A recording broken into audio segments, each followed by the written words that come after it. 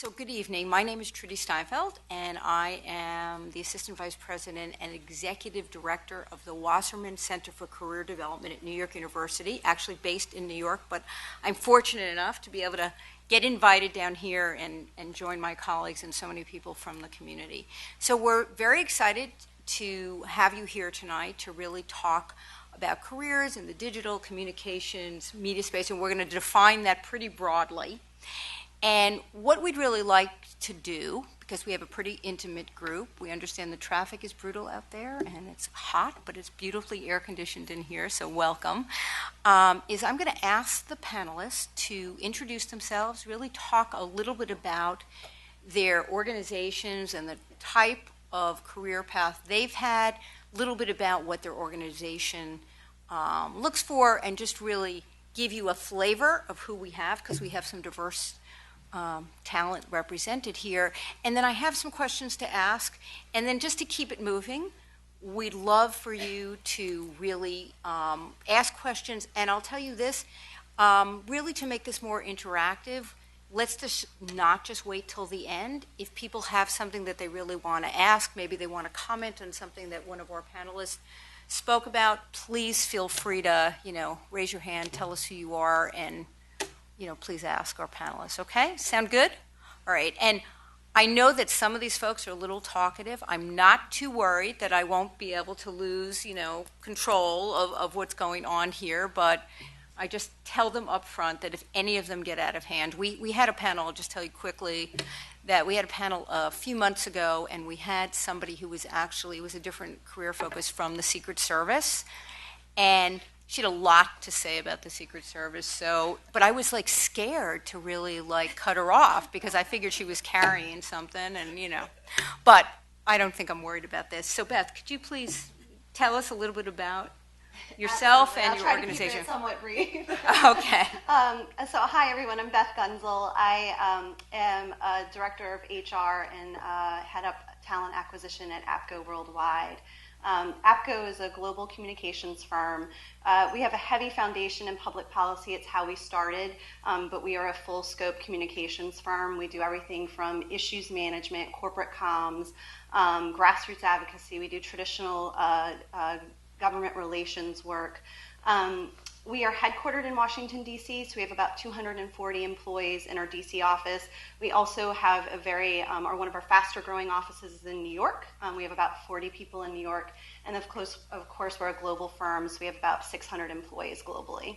I personally have been in HR and recruiting for 12 plus years, mostly in the D.C. market. The majority of my career has been spent in either staffing or in professional services firms. So I've also worked at KPMG, a large accounting firm, and Advisory Board, which is a healthcare consulting firm. So, and I'm honored to be part of the panel today. Great, thanks. Lars? Hey everyone, I'm Lars Schmidt. I'm the Senior Director of Talent Acquisition and Innovation at NPR. I've been with NPR for about 2.5 years. NPR is a nationwide news and content organization based here in Washington, D.C. We also have offices in Boston, New York, Chicago, and LA. I've been recruiting for a little over 15 years. Prior to NPR, I'd spent about 7 years running global recruiting for Ticketmaster out in Los Angeles. I worked for a variety of startups and tech companies out in LA prior to coming here. So in terms of our DC office, we have about 500 of our staff. Our core news operations are based out of DC. Boston is more of our digital services group, which works with member stations across public radio to help them build digital strategies. And then we also have NPR West in Culver City, where Weekend All Things Considered is based, and we have a few of our groups there. But our core group is all based in DC. And outside of that, I do some blogging and speaking at amplifytalent.com. So that's where I put a lot of my career tips and wisdom that you can check out if you're interested. So. Okay. Paul. My name is Paul Cantonis. I've been in digital and interactive media for about 20 years now. I got started working with some of the first websites out there, from the first movie website ever, Batman Forever, to Olympus America's first website and Duracell's first website. But in the last 7 years, I've specifically focused on digital video and online video. and have launched a couple of studios in that time. Worked with a large ad agency called Digitas running their digital content group. Worked with Edelman, helping launch their content initiative called Matter. And really am focusing within that space. Currently, I consult for a bunch of different companies. I'm on the board of directors of the International Academy of Web Television, which is the governing body of kind of like the arts and sciences for web video in particular. And my area of expertise is original online content. Great. So just to kick it off, and Beth, I'll turn to you for this, but I want everyone obviously to comment. Can you talk a little bit about how the communications industry, and I'm defining it broadly because obviously you all have different roles and different experiences, how it's changed and what that means in terms of the kind of recruiting and talent that you are sourcing, and really what that means for vision going forward for your organization? So again, my communications experience is only about a year and a half of being at APCO, but I can certainly speak to how we're growing, and certainly that's from a digital perspective. Our Studio Online group, which is our digital practice, is growing leaps and bounds. We basically moved that whole team in DC to another floor several years ago, and we're already kind of busting at the seams, trying to figure out where we're going to put people and how we're going to build out more space for that group. And that's something where every client is going to have some type of digital aspect to it. And we're always looking for, whether an employee is within corporate comms or government relations, that they have some sort of digital competency and understanding and can communicate to clients. I also think just from a global perspective, we're growing. So more and more, we're not just working with a client in DC, but we're working with clients globally. And we consider ourselves a global company, so we work with our clients locally, but we kind of leverage our global network and perspective in order to do that. So kind of having that global perspective and being able to work globally is also very important. Great. Loris. Yeah, I mean, I think that and I've been, again, at NPR for 2.5 years, I've seen our hiring shift a bit. I mean, we are traditionally a broadcast organization, a radio organization. I think if you look at who we are today, our DNA is still audio, but audio translates to a variety of platforms. So when we're hiring in the newsroom and even outside of the newsroom, we're looking for individuals that are, digitally fluent and or curious. Curious is an important component to that because I think the digital climate is evolving rapidly, and what is considered commonplace today was not in existence 5 years ago. What's going to be commonplace 5 years from now, people haven't even thought of yet. And so I think the idea that people can come in and they're versatile and they're nimble and they're curious about what different digital platforms are emerging and the opportunities that allows. I mean, I have the advantage, I guess, of working in a media organization. So for us, it's vital that we meet our fans and our audience where they are and where they want. And so for the majority of NPR listeners, that's a word I kind of catch myself saying sometimes because some people now are more focused on npr.org and reading content. But if you look at our history, we have, listeners who are deeply engaged with our content. But if you look at our newer audiences, our demographics skew much younger as you start looking at podcasts and online and social. And so if you look at who we are today, we are an audio storytelling organization that does that through a variety of channels and platforms, including broadcast and radio, but more and more it's vital that all of our content is accessible online, through podcasts, through mobile, through social. And so I think what we look for in general roles, including marketing, branding, communications, are candidates that are digitally fluent and curious and kind of interested in what's going on now, but also interested in where things are going. So we can be early adopters on emerging platforms as they come out. So I want to put a little different shift for you, Paul, because you've been right in the thick of things for a long time, and Lars said nimble, and I know from your background that you've been to a number of different organizations, but video and film is really sort of your sweet spot. Talk about the kind of talent or the kind of skills that you think are really necessary. And I know that you I'll say this in a good way, that you're opinionated about what kind of skills you think are really important, because you probably work with people that you think are phenomenal and blow you away, especially students or people changing or thinking about careers like this, and others that are not so much. So I know you'll give us the honest answer here. Well, specifically in my world of online video, just to frame it, if I may, how many people here have a cable subscription or a satellite subscription? How many people don't? Hulu, Netflix, right, all that kind of good stuff. This is where our media consumption is heading towards very rapidly, which is this very complicated world of distributed digital content available on any platform at any time and any place. And since it's moving so quickly, it's not something that you can study within take a couple of classes and be an expert on and go out and say, I have that skill set, I've learned it. It's something that is growing and evolving very quickly. So what it comes down to is, in the companies that I'm working with, really always looking for people who are able to adapt to a new and quickly growing environment. And what that generally means is people who have translatable skills that can apply to pretty much any industry. And I've made my career, Trudy will tell you, the first job I had, I was working for Eli Lilly, the pharmaceutical company, thanks to the introduction that Trudy made for me. And from there, I've been able to jump to different industries, and that's because I went into it with a translatable set of skills that allowed me to take the new inputs and apply them to whatever industry I was working in, and then embed myself within the industry to be able to grow and understand how it was moving. And so that's specifically what I see going on in the digital video space, and people who are interested in careers, and it's exploding here down in DC. You have Discovery Networks that acquired a massive online network called Revision 3. They're launching a huge YouTube multi-channel network called TestTube. May or may not have heard of it, but it's out there, and it's got about, 5,000 channels or so on YouTube. A part of it, you have NPR down, not NPR, that's you, PBS Digital's efforts are huge. And in every case, they're really looking for people who may have touched upon some digital media experience, but are also able to take what they learned from maybe traditional media experience, maybe a traditional media background, and adapt it into the digital world and be able to say, I'm going to go find this out and be on top of what the next trend is.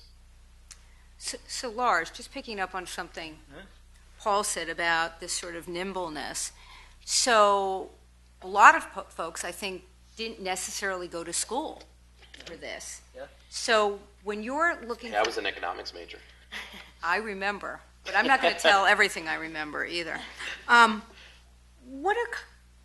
Besides the skill sets, to this fact that Paul mentioned about things changing so quickly and being so fluid, what are kind of some of the things that you really think distinguish candidates when you're sourcing talent that somebody would pop for you, like, wow, this is really impressive, or I can see bringing them in this way, but as NPR's needs are shifting, we could really see moving them. So what are some of the things that people can, because they want to know how to distinguish themselves, especially if they're not coming from a strict career in this space? Yeah, I think it's hard to give a blanket answer to that, because I think for us at least, all of our roles have different skill sets and criteria that we look for. I think some common threads we look for would be people that have a background in the experience is relevant and or translatable, so we can look at the experience, and maybe it's not, maybe your job is building widgets and they didn't build widgets exactly the way you build them, right. But they've showed that they've been resourceful, and I think the benefit that job seekers have today that's very different than probably when we were all starting our careers is you have an opportunity to make an impression with your digital footprint. And I'm going to purposely avoid the term personal brand because I just don't like it. It's a pet peeve of mine. But we'll say digital footprint. You might be passionate about something. It might not even be immediately related to your work. I think one of the things that we tend to look for are people that are passionate. It doesn't have to be necessarily about the exact field that you're going to be working on here. But if you have passions, if you have interests, chances are you're somebody that's going to be motivated to learn and make an impact where you are. And so I think for using, kind of looking at a digital footprint, blogging about something you're interested in, you might find common ground with a hiring manager about something that you might have a shared interest in that you have no idea. And hiring managers are going to be Googling you. They are going to be going out and seeing what they're going to find online when they check you out. And so, it's tough to say. I think for us, passion definitely stands out, but I think when savvy job seekers are finding ways to kind of leverage, whether it's Twitter, whether it's blogging platforms, but have an online presence that when somebody is Googling you, and they will be, they're going to find some things there that, A, there's no red flags, and you can discuss and talk those through if there are. But they're going to find things there that are going to pique their interest, and they're going to show that you're interesting and you're passionate. And those are intangibles that they can't teach you. But if they find, from your background that you have that experience, you have those characteristics, then they're going to feel more confident that you can make that transition into a new role. Right. Beth, how about for APCO and some of the work you're doing? Yeah, I mean, just to piggyback on what Lars said, I absolutely agree. Having a digital footprint and separating yourself by having a built-out LinkedIn profile and connecting to people that you know. I mean, I think when it comes to separating yourself, there's nothing stronger than leveraging your network, whether that's through kind of your digital, blogging or through LinkedIn. For us, probably when we were looking for a job, it was networking more in person, and you have a benefit, and LinkedIn is an amazing resource. I can't tell you how many times someone gets to the top of the pile because maybe they reached out to a colleague on LinkedIn, and then that gets forwarded to me. Or maybe they reach out to me directly, and it, again, out of maybe 300 resumes that I'm looking at, I look at that one first because they've emailed me and said, hey, I'm a good fit for this role, and here's why. Here's the reasons why, I fit to the position that's posted or to your company. So separating yourself that way, and there's just nothing stronger than networking in order to kind of even if it's just getting informational interviews, again, that sometimes leads to hiring someone down the line. Yeah, I was going to say the only job I ever formally applied and interviewed for was my job at Eli Lilly since I was in '93. Since then, it's all been through networking and finding out about opportunities and connecting with people and hearing they're looking for somebody and throwing myself right there at the right time. Yeah, and it seems like hard work, but you'd be shocked at how many people are happy to help you. And on the flip side, I think there's so many people that are scared to network, and they're, I don't know, I'm asking them to forward my resume. And there's something in it for them sometimes too. Most companies do have an employee referral program. So for instance, every time an employee sends me a resume, maybe that they got through LinkedIn or someone through their network, if that person's hired, they get a cash bonus for that hire, because it's a great way to find great talent is to look at our current employee base. And so you'll be surprised that people are really willing to help, and sometimes you're doing us a favor. I mean, you are doing us a favor by leveraging that network, and it sets you aside. So a few things that were mentioned, I just want to say a couple of real-life stories because hopefully they're inspiring. So we have a big sports management program at NYU in New York, and a lot of people want to get into that space, and you can imagine, just like entertainment, it's something that's really competitive. And we've been asking our students, and you both mentioned it, but Lars particularly mentioned it, about blogging, tweeting, going on various platforms.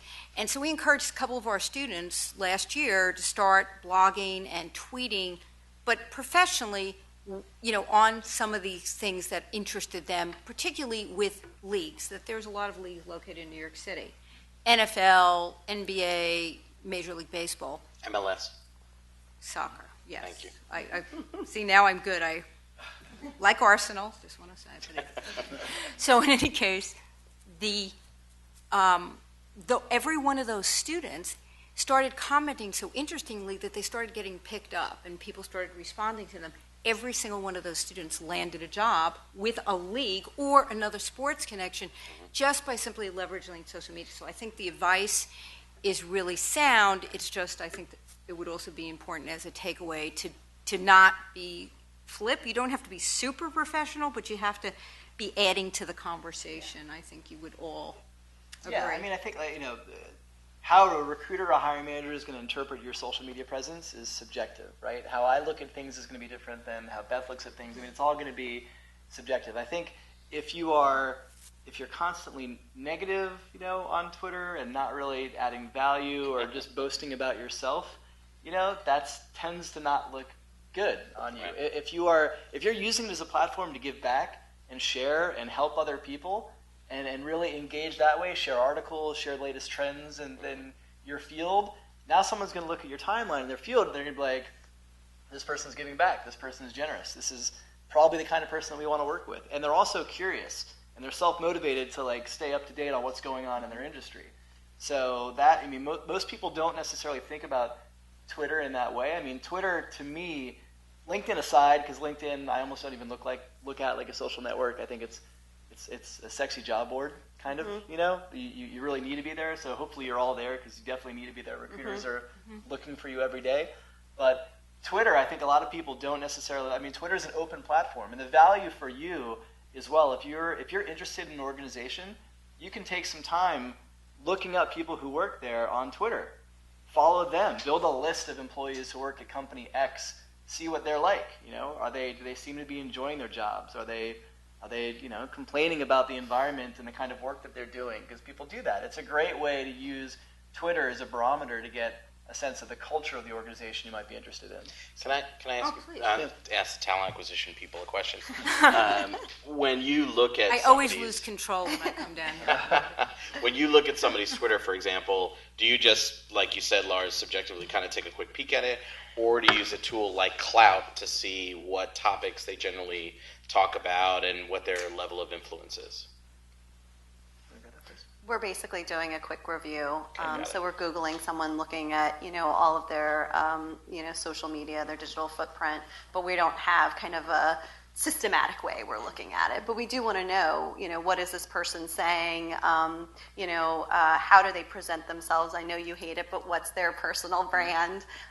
We do want to know how digital savvy are they, those kind of things. Got it. Yeah, I mean, we don't use Clout. I look at social media more to screen people in than screen people out. Got it. So like I want to use social media. People are using social media to kind of reach out to us and engage with us. That's going to get my attention. That's gonna be a way for them to kind of stand out. The exception would be for editorial roles and like journalists. We're going to need to look a little bit more deeply, because as a journalist you have to be neutral around some things, and if you have a history through your digital footprint of not being, and you can't be impartial, and that role requires you to be impartial, then that could work against you. But I will say judgment is a big thing that tends to come up when we're looking at this. And it's not a way that we're screening out, but if there is ever a question, it's always, ooh, there's a judgment issue here. And so it's not to say don't be yourself, because I really do think you should be yourself, and you shouldn't be so robotic and, so you don't have your personal voice. You should have that on social media, but just be careful of judgment and pictures that you post and things like that. Don't picture of you doing a keg stand. I mean, it seems like pretty, Beth, I better start deleting So that's what we're looking at. Paul, while you're deleting those personal photos, probably when I first met you, and I think it was a fraternity. Not me. Can you talk because I know that from your background, you really have networked, and you mentioned that. So, and everyone's mentioned LinkedIn, but really, I know you use it constantly. And could you talk about that? Plus, we were talking outside, the integration of the feeds of Twitter, LinkedIn, Facebook. You sign in now, one login, and everything's sort of appearing every place. Can you talk about how important that's been, and also important to keep up your profile to the point where it's, they rate it over 90%, that it's really robust? And yeah, I think to agree with Lars here, to me, LinkedIn is very much this is a record of my accomplishments in a way. Being able to add videos and other assets. Every article I've ever written is now on there. Every major video I think I've been in is attached to some job that I did, and it kind of really presents a very complete record. And I get really annoyed when I have to, if for somebody ever asks for a resume, I'm like, just go to here's my LinkedIn list. I'm like, well, don't you have a PDF? I'm like, just go there, just pull whatever you want. So I think that's really important. And then being able to manage between what you're doing on Facebook, and it gets tricky on Facebook when you start accepting friends from work, and that's mixing with your family, and then you've got your your closer family. It gets all kind of tricky. So I think you need to make a personal decision, and there really isn't one right or wrong way to use Facebook. It's however you want to use it, and just know what you're controlling there. Twitter definitely is the place where you share with other people. You share your knowledge. You show your interests. You show your passions. Using a tool like Buffer is an incredible thing that'll enable you to post to all of them and kind of help stagger it out so you're not hitting everything at once, and you can queue things up because it is a lot of work to do. Using a tool like Clout, Klout, and putting your accounts in there, then seeing what it says about you and who your influencers are, you really kind of learn a lot from it. But it is really, really, really important. It kind of augments what I do in the real world, and it helps to continue getting my brand out there in the conversations that are happening. Hi. Hi. Can I ask a question? Sure. Can you speak up so everyone can hear you, please? Just speak up slightly. Sure. So I have kind of a weird question. I work in social media now professionally, but I keep my personal stuff totally separate. I use a pseudonym. I have a shell email address. You can't find me on my personal social media, but I have a lot of experience using social media professionally, and I'm just wondering if you think that would impact a job application if you can't even find my personal digital footprint. Does that make sense? I don't care so much for Facebook. No. If I couldn't find your personal Facebook, I wouldn't really care. Yeah. If I couldn't find your LinkedIn resume, No, that's right? Or if I couldn't find your Twitter, I guess my I'd maybe. Twitter is hidden because I just follow drag queens and comedians. So Fair enough. That's pretty Yeah. funny. So yeah, I mean, I think that makes you more interesting, but that's just me. Facebook, I don't care about. I'm never going to look at somebody's Facebook. Like, I just won't. I mean, to me, I think Facebook is still kind of, most people look at it as more of a personal thing. But if I'm hiring a community manager or a social media person, and I am, it's a little kind of jarring for me if I'm looking at a candidate and their resume and their cover letter kind of states that they have all this social media prowess, and all I see are corporate links and corporate Twitter accounts, and I don't, then I'm like, well, wait, is this your job or is it your passion? Is it something that you're doing for work, or is it something that you're really interested in personally? And sometimes with some accounts like that, it's hard for me to tell because I can't find anything about the person. I can see the accounts that they manage, and again, sometimes those are big corporate accounts, and it's a team of people managing it, so there's no real way to know, like, what are your contributions versus somebody else's contributions. So, again, it's up to you how you want to kind of, separate those, but I think a diverse set of people that you follow makes you more interesting. It shows more personality. It shows more, I'm sure if I look through all the people that I follow, I'm sure I'm ashamed of some of the people that I follow, but I follow, over 1,000 people, and I actually don't, I rarely look at my main timeline. I use lists, so I have everything categorized in the list. So, coworkers, my top tweets. I went to Florida State University. I'm a big football fan, so I've got like all the sports writers for. I had to have, and some of those are public, some of those are private. But I don't. I think you don't. I don't think people would necessarily judge a candidate by who they follow.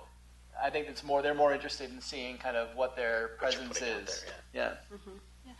This sort of begs an interesting follow-up question. Thank you for that, which is how things have changed. Maybe not only the industries you're representing, but sort of the employer world as a whole. What now is acceptable than would have been acceptable maybe a decade ago in terms of people's interests and their passions and how to really display that. So maybe you could comment on that.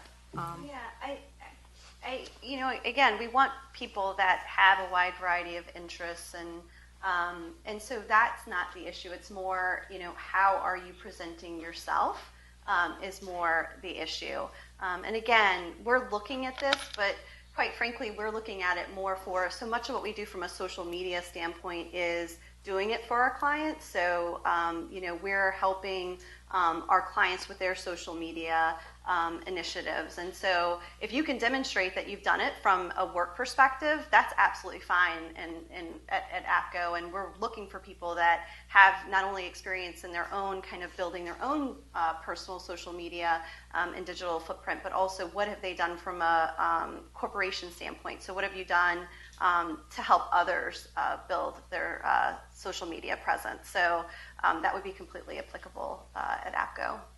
I want to switch it up for a minute, and even though this has been all very positive, can you talk about what the biggest mistakes are that people make? And I'm sure you have doozies, stories, especially in the kinds of worlds that you all represent. What are some of the biggest mistakes that people make that really are going to get them screened out?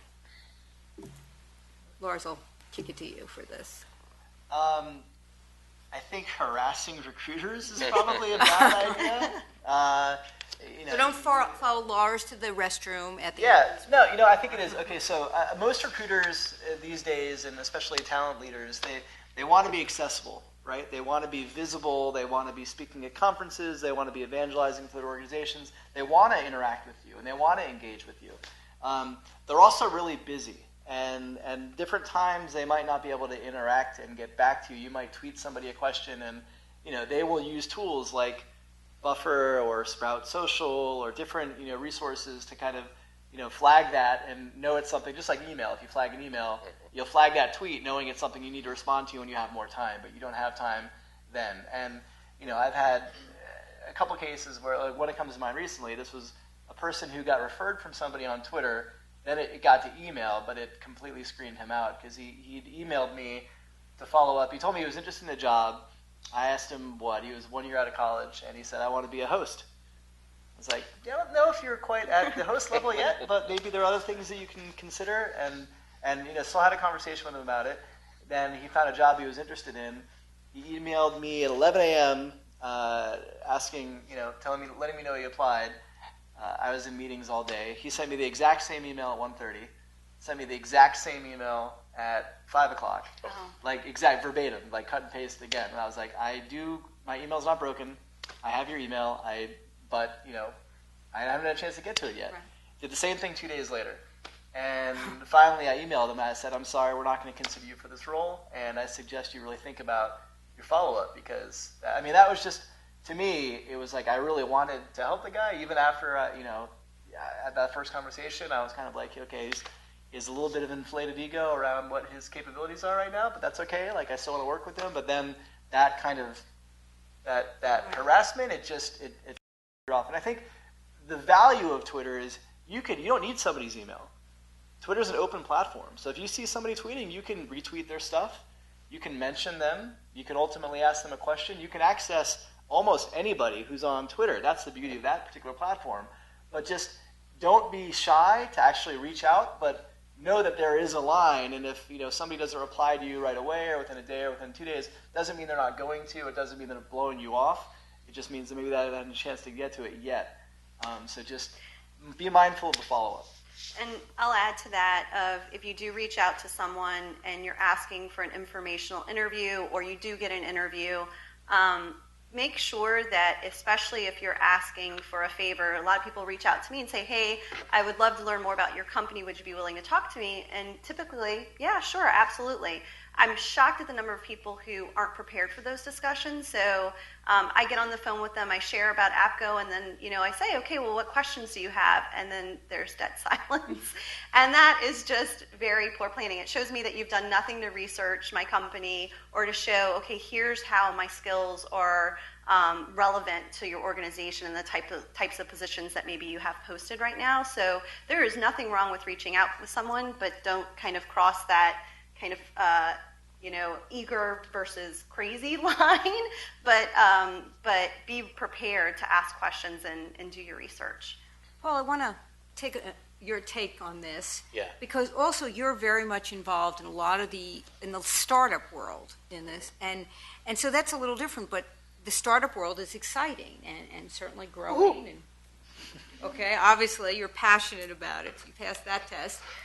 talk about, so if you, in this same context, about if you're thinking of not necessarily doing your own startup, but maybe joining and really proving your value, what are the things to prove it, and what are the things that are really going to turn people off in the spirit of this conversation? Well, probably the biggest thing is, and I have a question for you, do you guys offer a class on how to network?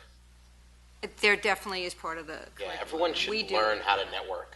Because I think I come across way too many people who have absolutely no clue how to network. It is, oh, you do, they find out what you do and they go, oh, I'm not really interested in that. And then like the conversation's over and like they move on and they go, oh, here's my resume kind of thing. Networking is really about connecting with people, learning about them, and kind of filing them away. Not everybody will be able to help you directly, but if you can put pieces together and start connecting people and become part of a conversation, and maybe you find somebody in a different industry than you thought you wanted to work in is doing something, and you can kind of help them out because you have an idea of how to do it, or you know somebody else who does, and it's really a building process on how to network and create your network of people. It doesn't happen in one event you go to. I see a lot of people. I run a monthly event in New York and LA called Big Screen, Little Screen for aspiring media producers, distributors, networks, agencies. And I'm always so incredibly surprised by the number of people who, when they're invited to come present, they are all excited, they come present, they just want to talk about their thing, and then they never show up again. They never show up again to meet the other people who are screening, who are potentially doing similar things to them, or meet the other attendees. It's amazing. Just come for their own thing and are gone. And so I think you have to make a commitment to whatever industry you're in. And that's what relates into the startup world, in which startups are forming all the time. And the people who have a lot of experience, who are the most successful with startups, I think we all tend to follow a very similar philosophy, which is we try to get the right people on the bus, and then we worry about where they sit later. And so if you are thinking of doing your own thing or joining a startup, get to know everybody who's going to be on that ride with you. Get to know everyone you're going to be sitting next to, and see if that's the place that you want to be a part of. If you go around and everyone that's there, out of the 10 people, the 20 people, the 50 people, meet as many of them as you can, and if they're all kind of like people you want to work with, then stay there. Go for it. Take that chance, because it'll pretty much, it might work out for you in the end. If it's somewhere where it's all messed up and you don't like everybody, that don't even try. Even if the money's there or it sounds fun, don't even do it. That would be my advice for the startup world. It's happening a lot, especially within digital media. You have startups pretty much everywhere and at all times and at all different funding levels, especially around the YouTube ecosystem. There's a lot of companies forming around that, and some great opportunities there. I just want to ask, by a show of hands, how many people feel comfortable, and I'll use networking in this, how many people feel comfortable doing that? Okay, so most of you're here. So, but I think if you're comfortable doing it, you have to act on it. There are so many people who are in lead talent roles for organizations or have a say in the hiring that often say they'll speak to a group, maybe a very large group of students, alumni, just people coming around a particular career area. They'll give out their email address, they'll give out their Twitter handle, and they'll hear from 2 people, and there could have been 200 people in the room because people are somewhat shy. And I don't know if that's your experience when you, So that actually, everybody here can actually use that, do the math, and leverage it, that if you're at a forum, whether tonight or something else, if you actually do follow up and then have something to say, that people are going to take notice, something interesting that you've really thought about it, not just, hey, thanks, it was great, hearing you tonight.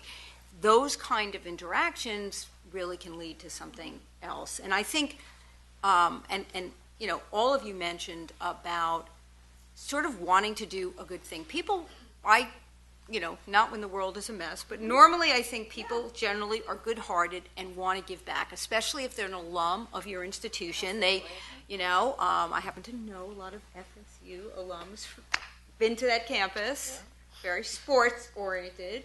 Yes. But whatever school you're from, whether it's NYU or another institution, people generally want to reach out. So use your alumni associations, and LinkedIn has really created also a platform. They have university pages. NYU is part of the project. There's 200 schools. There's going to be 1,500 in the queue to do that, where you can really find people in a very deep way who are connected to your alma mater, who really are in the industries you're interested in. And, you know, as Beth said earlier, if somebody sends you that message, generally you're going to try to see if you can connect them. Absolutely. Yeah, let me, just to add one thing to the networking. The networking and having a network that, I think we've all, like, reinforced, it opens doors for you, right? If as a recruiter, if we get a resume through a colleague, then that's going to get our attention. And no matter how many applicants we have, that's definitely going to get a look and a close look. I think another aspect of networking that I think is really important these days is when I hire you, I hire your network. I gain access to the information and knowledge that you have access to. And if you've really worked to proactively cultivate a diverse network in your field and even outside of your field, then you might not have all the answers and all the experience that I might need to do that project you're working on right now, but you have access to it. You can send a post on Facebook or LinkedIn, or tweet your followers and be like, hey, has anybody done X? I've never done X, but I've had to do X for this project. Not really sure where to start. Does anybody have any ideas? And if you have this diverse network of people who you've helped, they want to help you, they want to give back now, they're going to say, yeah, I did that. Here's what we did. Or I did that. Make sure you don't do this. That's now that you can tap into that collective intellect and bring that all to your employer. So that's, again, the networking piece, it's huge for opening doors and getting you inside of companies, but professionally, it makes you better at what you do because you have access to a lot more information that you don't necessarily need to possess yourself to be able to bring to your employer. Now, the key part of that is the employer you're in touch with them, right? You're having a relationship with your employer, and you're going back and forth, and you have a right to ask me to, approach my network. You have that right because we have a relationship. What does happen is one of my pet peeves is I'll get something on LinkedIn, somebody wants me to forward their resume or forward an inquiry to somebody, and I haven't spoken to this person in like 3 years. They haven't reached out to me since the first time I met him. And now all of a sudden I'm getting this whole thing, would you please forward this contact to this such and such a person? And most of the cases, if I haven't spoken to the person, I'm like, no. I'll just write back no. And let them respond from there. Or it's the other way it's happened, where I haven't spoken to that person in so long, where I'm like, you know what, give me a couple of weeks to reconnect with the person. Give me a couple of weeks to get it back and get the conversation flowing. And only one person I've ever come across has been smart enough to they started tweeting with me, retweeting, responding, sending me stuff, and I noticed out of nowhere, I was like, oh, that's kind of cool. And then it kind of built up a little bit, it was nice, then all of a sudden I got something on LinkedIn, and that was cool, then I got an email, and we had a conversation, and then all of a sudden I got hit with the request. And it took about a month, it took about 4 weeks, and boom, I went out of my way and did it. And I knew I was being manipulated the whole time. But I was totally fine. I'm like, you put the work in, you made it sincere, I'll do it, no problem. And I hooked them up with a gig, so... Yeah, but that cold out of nowhere, just because you got someone in your LinkedIn does not mean you have a relationship with that person. I have a question, actually. Please. I was wondering, so you mentioned Rev 3 earlier, and I was wondering about talent, and you mentioned the guy that wanted to be a host. So I find it really interesting that today there are a lot of people who I guess are getting jobs on YouTube or from YouTube because that's what they've been doing. And is that necessary? Because now a lot of talent, you don't find your Samantha Browns or your Bob Boylans anymore that just go into an audition room or that are a producer for a show and it becomes a spin-off. You see people doing it on YouTube. Is that essential to become on-air talent or to become a radio host? Traditional media. I'll answer it as non-traditional. Yeah, traditional media. I would say it's not essential. I mean, we're a little different because we're audio, and so... music, you mentioned Bob Boland. NPR Music's a great example. So we hire tons of interns. We have about 50 to 60 interns every semester, 3 semesters a year. The NPR Music internship is the toughest internship to get at NPR. We have typically over 600 applicants for one spot. So it's super competitive. And so I sat down at one point because I always get inquiries like, how do I get to NPR Music? So I sat down with Bob. I'm like, Bob, how do you guys hire? Like, what do you look for? And it's stuff like if somebody in college worked at their local radio station, maybe they hosted a show, maybe they've got a podcast. I think podcasts could be something that might be analogous towards like YouTube and being in more kind of either traditional or new media from a video standpoint. But I think you have opportunities. It's not essential, but it does help you stand out. If you've got 10 people that you're considering, and one is for something that's an audio-related role, and one has audio clips that you can listen to, they still need to have experience that's on par or better than the other candidates, but that may be the advantage they have to kind of push them over the edge, because having that audio clip gives that hiring manager the opportunity to hear them and not just kind of look at their resume or not just look at their digital footprint or all that stuff, but actually hear them. And if that's something they'll be doing in the role, that helps them stand out a bit more. Does that translate to the postgraduate world also? So a professional who's been in the industry for 10 years that decides they want to go from production to hosting, or along the, you're in the industry for so long and you just up and create a podcast to get. It's tough. I think in that situation, it would be rare for someone to make that move from something like that directly to NPR. Like people, they might make that move from there to a member station, and through a member station, kind of build a following and then kind of get on NPR's radar that way, and then maybe they do some spots for us, and then they're kind of on our radar. So if we have a job, but we wouldn't take somebody straight from just a podcast or something like that directly into a show at NPR corporate. At a member station, maybe, and that's generally the path that I recommend people that are like, hey, I've got a podcast, but I want to be like, that's great, but that's that's not at this level yet. Yeah, I guess I didn't phrase it properly, but from production. So Bob went from being a producer on All Things Considered to being a host of his own podcast. So his scenario is a little weird because it was an internal development. So he was the one who did all the audio clips at commercials at ATC, and those kind of took a life of their own. And he was also in a band, and then he pitched this idea for so that was kind of an internal, organic kind of thing. Where that path was a little atypical that I think people would find their way to kind of hosting something now. But we also have a lot of people that are in roles that aren't traditional radio roles that are hosts of podcasts, like Linda from Monkey See and Stephen Thompson, from NPR. Like they're not traditional hosts; they were editors and producers who then said, "Hey, you're funny, I'm funny. Let's have fun with this thing," and it got a big following. So I think podcasts, especially for us in a traditional media organization, podcasts have been an avenue for us to allow a lot more of our talent to get, quote unquote, on air. And through that's also helped us identify some people that, maybe will now be on a host track who ordinarily weren't because they were a producer or an editor, and we just didn't really know how talented they were when they were on air. How's it for ratings? The podcast? Yeah. Yeah, they're good. Yeah, Ted Radio Hour, I think, is still the number one or definitely in the top 10. So, 5 people? Huh? 5 people? 5 people? Just kidding. Oh, okay. For you talking iTunes? But Paul, you wanted to comment on maybe I would say in the digital media side, it's absolutely essential. You need to you need to be an influencer. You need to have an audience. You need to have cultivated your audience. If you want to do a show, do the show on YouTube. It's expected at this point. I've packaged and developed maybe 20 shows this year for Scripps, for Discovery, for PBS, for Alloy, NBC, CBS, AOL, Yahoo, MSN. There wasn't one unscripted show that wasn't hosted by an influencer. By somebody with a really big Twitter following, big Instagram is wonderful. Vine is the newest place where we're scouting for talent at this point. And you obviously big YouTube creators. Every one of them, I would say out of the top 100, 50% are developing shows for cable networks at this point. And it is the new talent feeding ground. So if you have that intention, you absolutely have to do it. I would say don't even think not doing it. Right. What about for APCO? Not important. It's so much of what we do is much more from a corporate standpoint. So it's not it would be great to see it, but it's not something that we're particularly looking for.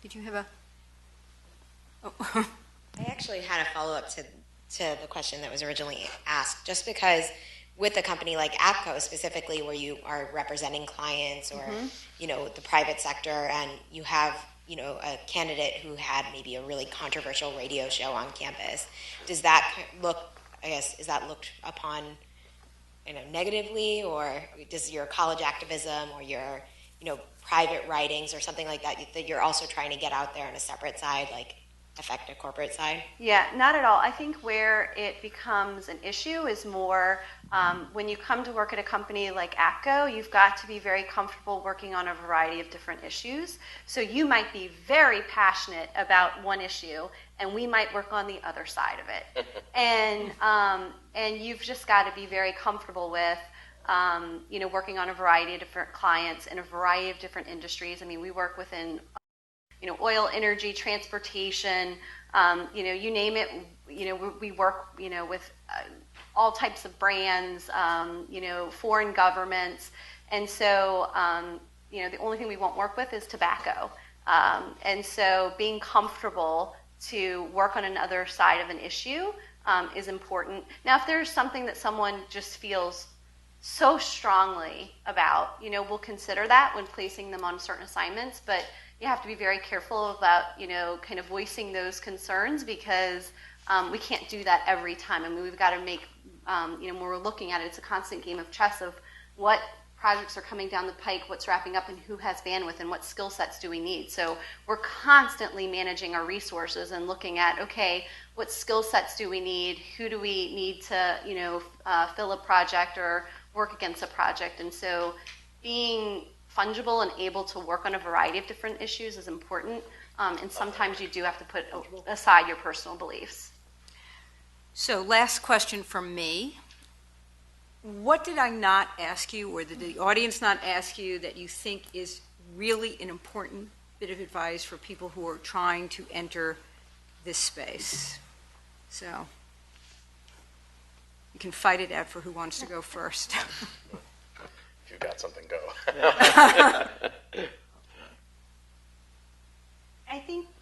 I'll say, again, separating yourself from the pack, just showing how your experience and your skill set is relevant to the company, to the company's culture. What do you know about the company? Just making sure you understand, and also that you do understand that it's somewhere where you want to work. You've done your research, that you've looked on Twitter or on all the resources that you can, and just separate yourself that way, and making sure that you're showing what is not only that you're a great fit for the company, but what's the value to the company, and then be resourceful and volunteer for things once you're on board at a company, even in an internship. Really take advantage of those opportunities and network and make a name for yourself, because that can really make a difference in helping either get a job at that company or in another organization. Oh, Lars? I think when it comes to social media, anybody who tells you there's an absolute right or wrong way to do it and use it and implement it into your own life and workflow is wrong. You've really got to figure out what's going to work, and that kind of translates to digital footprint as well. I'm obviously a big advocate of Twitter and LinkedIn and again, Facebook I don't really care about, but and blogging as well. But I'm not going to stand here and tell all of you should all do that. You should do what you're interested in. You should do what you're passionate about. I can tell you why I think it may work to your advantage, but that doesn't mean that you need to go out and do that. And I think especially as it relates to social media, it's still an emerging platform. We're all figuring it out as we go. Some of us are farther along than others, but there are no gurus. There are no ninjas. There are no, swamis or self-proclaimed people who would say, oh, I've got all the answers. You should do exactly this. Find different sources. Pick, the best advice I have is when you're trying to get advice like that, consume everything and then figure out what makes sense for you. And so just, I'd be a little leery of people that try to give you advice that's in absolutes as it relates to social media, because there are no absolutes. Paul? Yeah, my advice would focus on understanding the ecosystem of the company that you want to work with. Who are their competitors? What are they doing? What is known about them in the marketplace? And continuing to do that. I spent some time at 2 very large agencies and was profoundly surprised that once I got inside, there was a collective zeitgeist that knew very little about what was going on externally at the company. And it was all this self-ideation within the agency where no new ideas entered in. It was all their own ideas all the time permeating like this. And I sat in a ridiculous number of meetings where people go, oh my God, we're going to do something that's never been done before. We're going to get someone to talk into the camera, make YouTube videos, and talk about what's going on in their world. They'd be like, yeah, there's 10,000 people already doing that. And we'd be like, oh, no, but we're going to do it differently.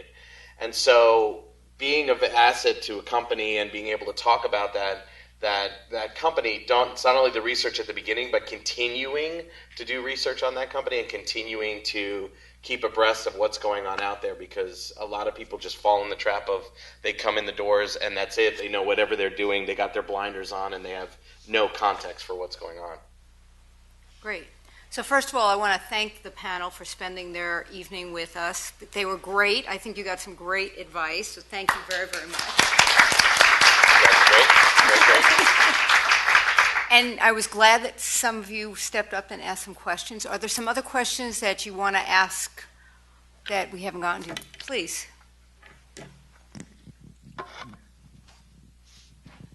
This question is for Lars. You mentioned that you're not a fan of the phrase personal brand versus digital footprint. Could you explain more about that and how you define each? Yeah, so to me, the term personal brand, I'm not crazy about, because to me it seems manufactured. Like a brand is something that you are consciously building and portraying in a certain way. Like I think of, I'm a marketing international business major. I kind of fell into recruiting like a lot of us did years ago. But the idea of branding is just it's controlled. It doesn't feel as authentic to me as digital footprint.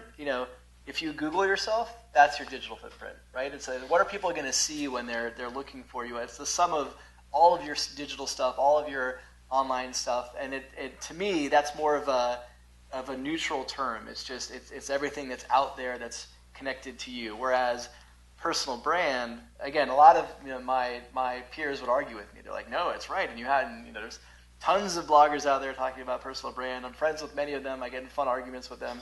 It's just to me, it just feels manufactured. And to me, I like the term digital footprint because I think it's more of it's the sum of all of your digital properties and kind of what's out there.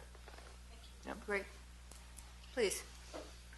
So my question is kind of the wall, but I guess anybody can answer. But you mentioned that, you've been talking about a translatable set of skills that people need to have, and I see networking and being passionate and doing what you want to do. But could you be a little more specific about whether there's that we have to have knowledge of certain programs, or just more specific translatable set of skills? What do you mean by that? Yeah, actually, I meant to say transferable versus translatable, but I realized that afterwards. So thank you for bringing it up. I think. One of the things I told Trudy that every time I've ever listed a job at the Wasserman Center or for any paid internship is the idea of writing skills. That's one of the things that I found is a real hallmark for bringing in a smart person, somebody who feels, yeah, I can write that up. I can express my thoughts in an organized way writing. The ability to make a great presentation. The ability to be told we need to go from point A to point B and be able to outline a pathway of getting there. And those are skills that are analytical skills that it doesn't matter what industry you're in. The inputs change, but there's certain steps you have to go through. You always have to discover, you always have to plan, you always have to test, and you always have to iterate, no matter what industry you're in. And so those to me are these transferable skills that you can sit down as, okay, we're working with pharmaceuticals today, we're doing a website for Warner Brothers, no problem. Great, just tell me where to look, and I'll put together the plan. And so to me, those are the core, most basic things. Great. We have time. Please. Yeah, thanks. I have a general question. I'd like to ask if the social media networking management going to be an industry or maybe become a subject. It's not for PR companies are doing those for big companies or big business. Apple's Twitter, definitely there are so many people are working on it. But for general people, you can Google everyone, and there are really lots of pictures you can see of the person, and also you can rate from his words how this person is like.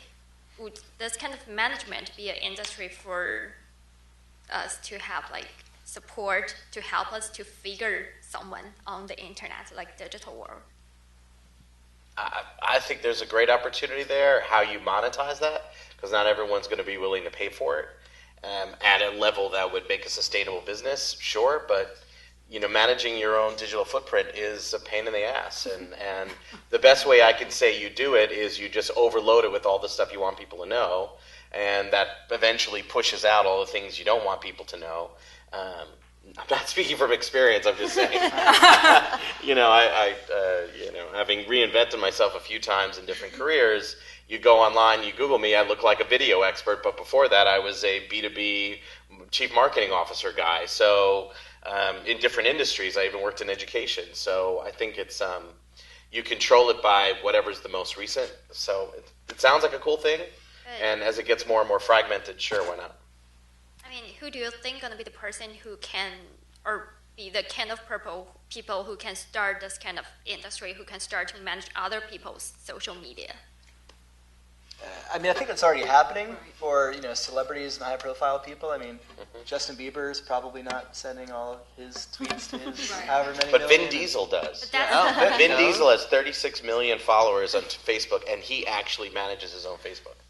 Yeah. So, but there are, and I don't know if that will ever, again, probably from a monetization standpoint, like I don't know how the average person would be able to, Maybe it's a utility. It's like your your telephone, your social management. Right.